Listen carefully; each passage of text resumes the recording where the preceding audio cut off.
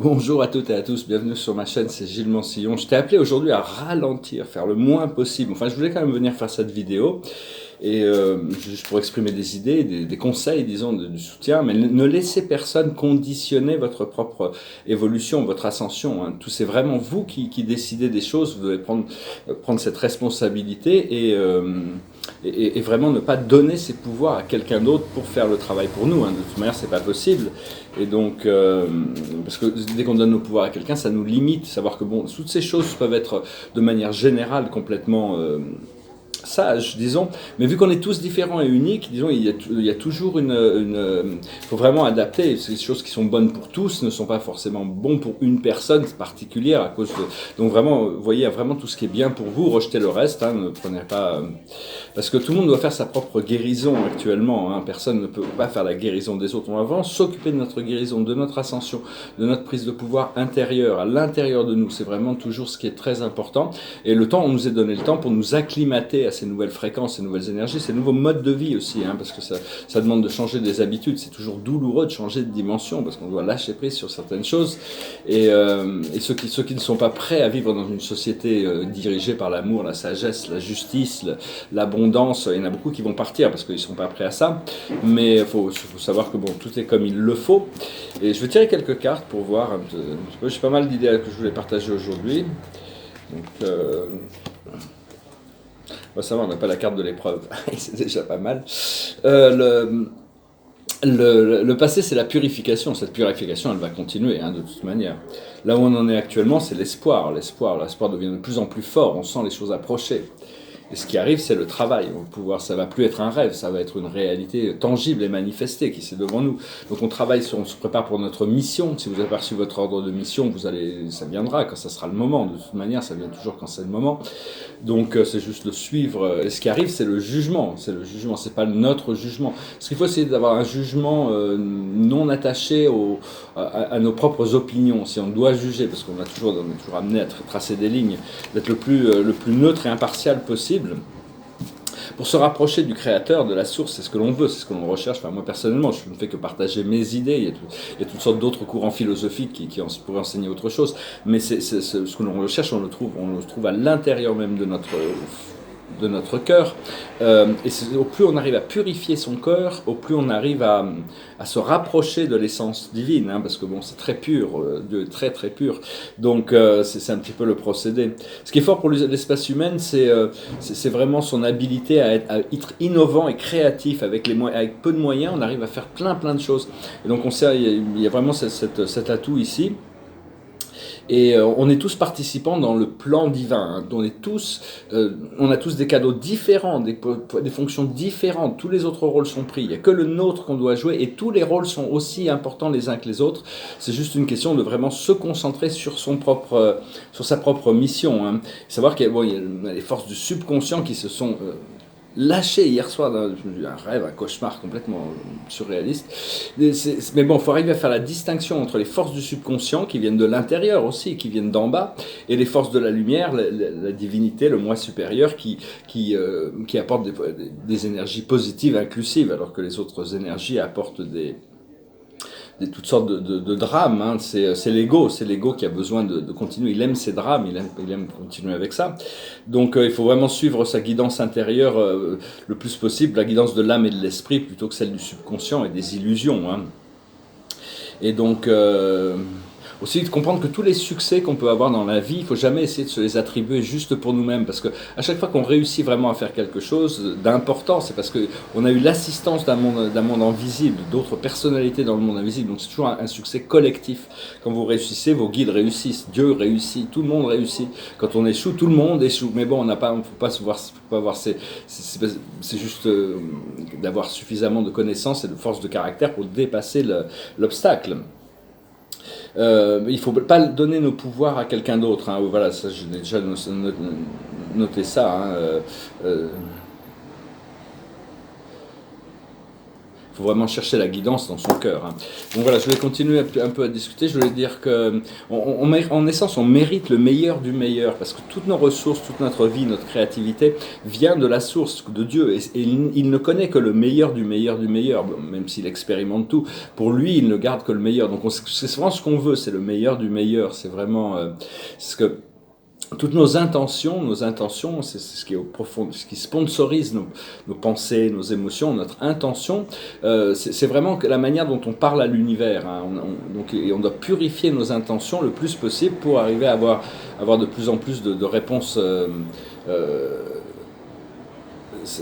De cette source infinie, éternelle. Hein. C'est notre nature, c'est de là où on doit décréter, hein, avec la voix de notre divinité, je suis la lumière, je suis l'amour, je suis la voix, je suis la paix. Je suis, faites une liste de 50 choses que vous pensez être bon pour vous, je suis, ça ancre le décret, et après on demande à...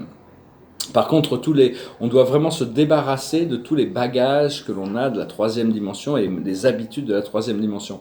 Un peu comme on met tout ça dans un grand panier et on demande à un ange de le vaporiser. Hein. Ça peut aller très très vite, mais on a besoin d'accepter, de lâcher prise sur certains bagages, sinon ça va être douloureux et au lieu d'être joyeux. L'énergie, l'augmentation de l'énergie, tout ce qui. Donc on nous a donné ce temps pour nous préparer. Je veux dire, quand on travaille avec des cristaux, les cristaux, ils ont deux formes. C'est des cristaux, c'est des êtres vivants en réalité, où ils sont ouverts ou ils sont fermés. On les commande ouverts ou fermés par la pensée. C'est des très bons miroirs et vous pouvez rentrer dans le cristal. C'est la meilleure manière de communiquer avec un cristal, c'est de le pénétrer avec votre conscience. Et j'ai pas mal de choses que j'avais notées. Je me suis dit, ça peut être des notes intéressantes. Il faut faire attention de ne pas absorber l'énergie négative de quelqu'un d'autre. Ça, c'est aussi très important.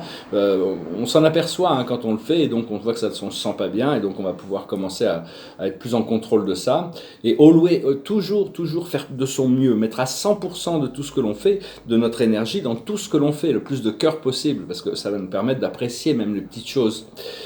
Et d'être vraiment véritable dans ces mots, d'utiliser les mots avec vérité et avec compassion. On ne peut pas heurter avec les mots, mais qu'ils soient alignés avec la vérité. On n'a pas besoin d'embellir la réalité. Bon, à part si on écrit une pièce de théâtre ou un roman, ça peut arriver, mais là c'est vraiment dans un contexte très spécifique. Encore une fois, je parle de manière générale, c'est bien de rester véridique avec nos mots. Et ne pas faire tant qu'on n'est pas sûr de quelque chose, c'est pas la peine de promouvoir des idées qui ne sont pas forcément très très élevées. C'est important de contrôler ces mots, hein, de plus en plus. Les mots, c'est des accords collectifs. On a décidé que ce son voulait dire ça, un peu comme l'argent, hein, je vais revenir un petit peu là-dessus. Et donc c'est juste des accords collectifs. Et donc c'est vraiment de considérer aussi la valeur de l'expérience physique, dans le sens où c'est un petit peu comme quand on nage. Hein, c'est un petit peu quand on nage, on ne peut pas attraper l'eau, mais l'eau elle nous soutient. L'eau elle est là partout autour de nous, mais on ne peut pas l'attraper. C'est un petit peu comme la lumière, hein, elle reste fluide. Donc oui, donc ça m'amène à parler de la matière et de l'espace. La matière et l'espace sont des énergies totalement différentes, mais elles sont complémentaires, elles ne peuvent pas exister l'une sans l'autre. Et donc, si on dépasse l'espace, on rentre dans l'éternel. Si on dépasse, parce que la matière n'est que le haut de l'iceberg de qui nous sommes. C'est un petit peu juste tout petit, mais il y a tout un monde invisible, énergétique qui est bien supérieur. Et donc, on doit continuer. Il faut créer des ponts dans l'espace pour s'élever au-dessus de la matière, hein, parce que bon, bien sûr, et au paradis, on peut dire la matière du paradis existe, mais elle n'est pas spatiale, où le temps est connu, mais dans son sens absolu, éternel, cause et effet réunis. Donc bon, bien sûr, il y a toujours des exceptions à la règle, mais enfin bon, on parle de la vie sur Terre, donc le vrai sens de la vie sur Terre, c'est de la vivre. Hein. Il n'y a pas vraiment, et à travers ça, notre divinité nous raconte une histoire, nous explique des valeurs, nous montre des sens, et c'est une sorte de danse avec l'univers. Parce que si une petite note, quelqu'un disait ça, je pensais que c'était intéressant de la reprendre cette idée, le répéter, c'était que si vous dites en Occident, que vous avez réalisé que vous êtes Dieu. On va vouloir vous mettre en prison, on va vous traiter de blasphème, vous êtes des blasphèmes, et qu'on va vous mettre dans un asile de fous. Alors que si vous dites ça en Inde, par exemple, on va vous dire, ah bon, c'est vrai, félicitations, maintenant tu sais la vérité. Donc c'est vraiment faut pas avoir peur des idées reçues, hein, parce que bon, beaucoup de gens ont des idées très, très limitées, mais bon, on est là pour ouvrir les esprits, donc il faut pouvoir exprimer ce qui vient du profond de nous-mêmes. Alors, je vais tirer quelques cartes. Hein. La plus haute sagesse, c'est les destinées. On est en train de se préparer, s'aligner pour notre destinée. On n'a pas vraiment le choix, hein. On a choisi cette destinée. Ce qu'il faut comprendre, c'est couper du bois. Comment s'y préparer? Ce qu'il faut faire, c'est la co-création. Continuer à co-créer dans chaque moment présent. C'est vraiment dans le moment présent que le pouvoir se trouve. Et on n'a pas besoin d'être avec quelqu'un pour co-créer dans le moment présent, puisque toutes les âmes existent dans le monde énergétique aussi. Donc c'est juste une question de coordination, synchronisation, de volonté pour que les choses avancent. Et l'aboutissant, ça va être les âmes sœurs. C'est une très belle réunion. C'est une carte qui parle d'amour, qui parle de joie, de bonheur, de retrouvailles, mais aussi avec soi-même. On n'a pas qu'une seule âme sœur. Faut essayer d'ouvrir ces limitations qu'on peut avoir encore dans l'esprit. Et petit à petit, hein, ça vient, mais ça doit venir graduellement. On ne peut pas passer tout d'un coup, on a tout abandonné au fait de vivre intégré dans cette société. Savoir qu'on est des êtres, on est des manifestations cosmiques pures et divines, comme les animaux, les plantes, les étoiles, on est tous purs et divins, hein, c'est juste, ils ont essayé de nous embrouiller avec ça, donc c'est juste apprendre à vivre ici et maintenant dans le jeu de la création. Parce que les idées, les mots, les pensées sont des conventions, hein, qu'on a décidé que c'était comme ça, mais bon, au plus on s'élève, au plus on arrive à voir les choses différemment, avec moins de préjugés, de préjudices, pour pouvoir avoir cette nouvelle vision des choses. Et donc il ne faut pas prendre toutes ces choses trop sérieusement, comme l'argent, c'est quelque chose d'important, mais pas trop sérieusement. Par contre, il faut en avoir. Je vais revenir, j'avais pris quelques notes sur quelques idées qui je pensais intéressant d'exprimer, parce que la véritable richesse, c'est pas ça, c'est pas avoir beaucoup d'argent, c'est être connecté au royaume de Dieu, c'est ça la véritable richesse, à la spiritualité à l'intérieur de nous, au monde spirituel, parce qu'il y a un prix à payer pour tous les efforts d'évolution, il y a toujours un prix à payer pour grandir et évoluer. Et bon, il y a deux voies, il y a toujours deux voies, la voie inférieure, la voie supérieure, dans un sens. Hein, mais Dieu se tient dans les deux côtés. Quand on fait la voie inférieure, il sera toujours là, et il est prêt à nous accueillir dans la voie supérieure, en attendant qu'on arrive à faire ces choix qui sont plus éclairés. Et donc on peut pas commander l'amour, on ne peut que suivre l'amour, ressentir l'amour, et on peut pas vraiment le qualifier non plus, parce que bon, il y a des milliards de formes d'amour, et tout est amour, même l'amour des mauvaises choses est une introduction, une porte ouverte vers la découverte de l'amour véritable, qui devient de plus en plus beau au fur et à mesure qu'on arrive dans la plénitude de la lumière divine, où on peut ressentir cet amour le plus pur, le plus beau, le plus éternel. Et donc moi ça vient par moments. Alors je voulais parler un petit peu, je donner quelques idées là-dessus. Après ça, bon, tout le monde n'est pas forcément pas toujours sur la même longueur d'onde, mais c'est parler d'argent, parce que l'argent c'est quelque chose d'important ici. L'amour, la vérité, l'argent. On a besoin d'amour premièrement, on a besoin de vivre vrai, et puis après on a besoin de ressources pour c'est parce que c'est un pouvoir tangible, hein, quand même. Mais l'argent n'a aucun pouvoir sans l'homme. Hein. L'argent n'a aucun pouvoir, zéro pouvoir. C'est vraiment l'argent, c'est vous qui donnez du pouvoir à l'argent. C'est un outil, et on n'a pas besoin d'avoir de l'argent pour savoir comment on le dépenserait. Donc on a déjà ce pouvoir enfin, pour vraiment penser au royaume de Dieu d'abord, et après les autres choses vont venir. Hein. Mais enfin bon, je pense que c'est important quand même. Personnellement, je me sens de me conditionner pour trouver cette liberté.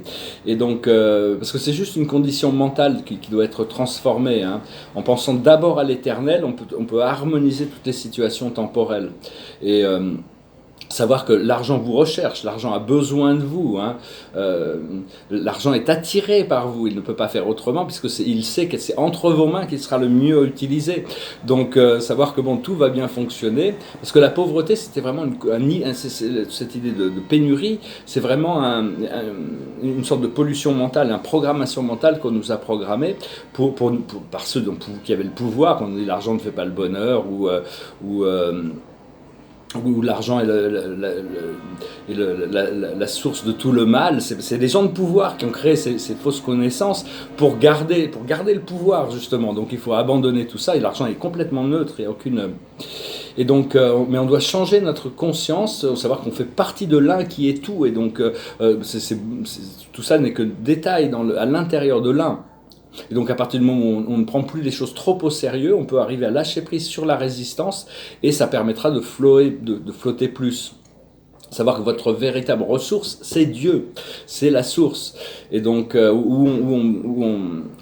où on tisse les fils de la pauvreté, où on style les fils de la richesse. Donc répétez-vous, je suis riche, même jusqu'à ce qu'on puisse le sentir.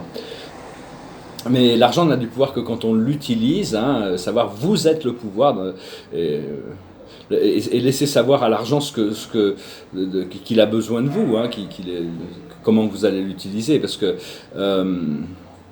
c'est pas la peine de vouloir de l'argent. On cherche la connexion à la source, et après tout ça vient. C'est l'argent qui vous veut, c'est la nature qui vous veut, c'est Dieu qui vous veut en réalité. Dieu n'a qu'une seule attente, c'est que vous pouviez le recevoir, de pouvoir Et donc on doit vraiment redevenir souverain, et choisir de recevoir plutôt que d'être dans l'état de penser qu'on n'a pas déjà, d'être vraiment dans l'énergie, pratiquer la loi de l'attraction, enlever la pression relative aux résultats aussi. Et parce que tout nous est donné à travers l'expérience, donc au plus on réalise qu'on est financièrement libre, au plus on va pouvoir mettre son attention sur toutes ces autres choses et toutes ces autres énergies. Donc c'est important, il a été prévu que la communauté des travailleurs de lumière soit libérée financièrement avant le reste du monde, même si tout le monde sera libéré. Sinon, si tout l'argent arrivait tout d'un seul coup, plus personne ne travaillerait et tout s'effondrerait. Donc ça a besoin d'être fait intelligemment. Mais enfin bon, on doit se préparer pour l'abondance. Je veux dire que je n'ai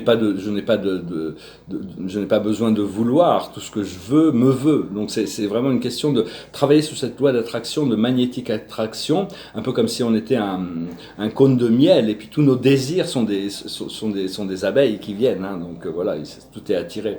Et donc voilà, je voulais juste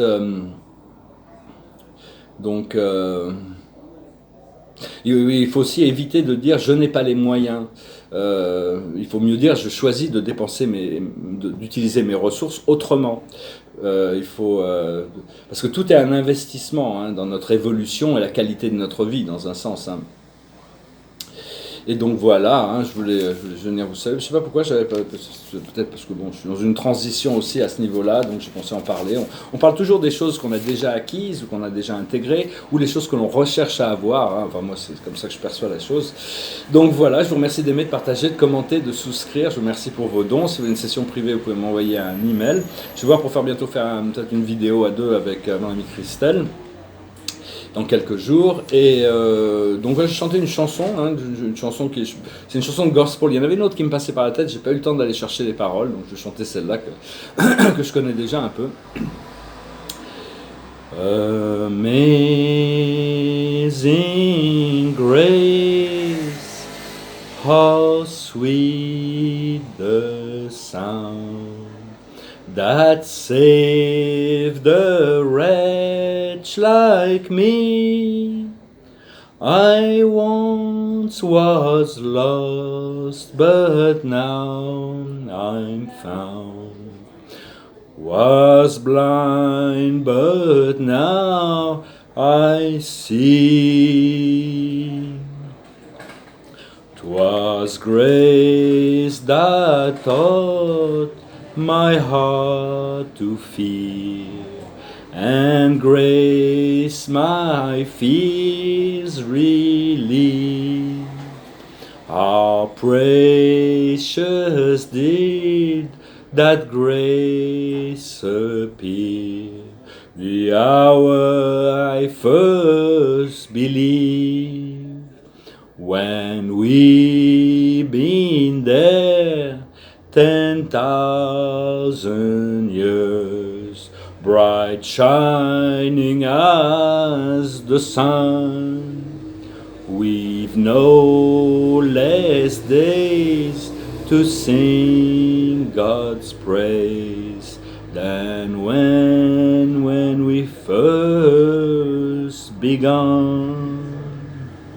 Amazing Grace. On recherche la grâce, à partir de là, tout vient, tout peut flotter, tout peut couler. Le miracle de l'un, savoir que l'obscurité fait partie de l'un, fait partie de l'obscurité et la lumière font partie de l'un. Donc ça nous évite d'être intransigeants, d'avoir plus de compassion et de tolérance sur toute notre vie, notre perception aussi, parce qu'on a des jugements sur nous-mêmes qui sont aussi des fois qu'il faut travailler dessus. Donc j'ai eu cette carte déjà, quand je parlais de cette lecture aujourd'hui, est-ce que je fais cette vidéo ou pas, j'ai tiré une carte et c'est celle-là qui est sortie, donc c'est marrant qu'elle ressorte. C'est le roi de Gabriel.